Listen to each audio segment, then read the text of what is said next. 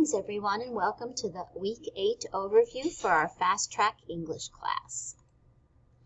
So first you're going to prepare for Tuesday for our Zoom class. I want you to watch Legal Justice in the Green Sheets. It's in college writing and it's a voice thread. Now you do need to do the voice thread, but you don't have to start on the green sheet assignment yet. We're actually going to work on that in the Zoom class. So don't feel like you have to get started on that. And if you want to, we're going to work on communicative justice in our Zoom class. So if you want to do one of the other ones, you could do that, or just know that you don't have to start at all because we're going to do that together. Next, I want you to complete steps 1 through 4 of the What Would Abby Think experience.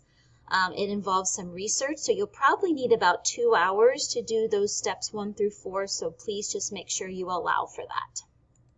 Then in Tuesday's Zoom class, we'll do a DOL.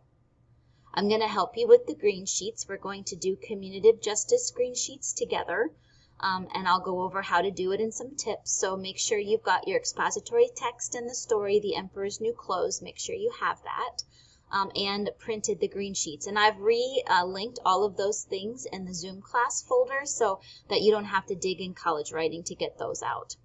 Then we'll have a research discussion. This goes back to the What Would Abby Think experience. So you'll do a research. We'll do a research discussion about what you found out. And then we're going to do some charting of the similarities and differences that you found in your research. And all of that will help us outline a compare and contrast essay. And all of this, again, is connected to the What Would Abby Think experience that covers the Equal Justice Initiative and the Innocence Project. Then there's no Zoom class on Thursday. You have a break. It's MEA break. Enjoy. And then note too that because of that, you have until Sunday to finish your final draft of the What Would Abby Think experience. It's not due till Sunday at 11:30.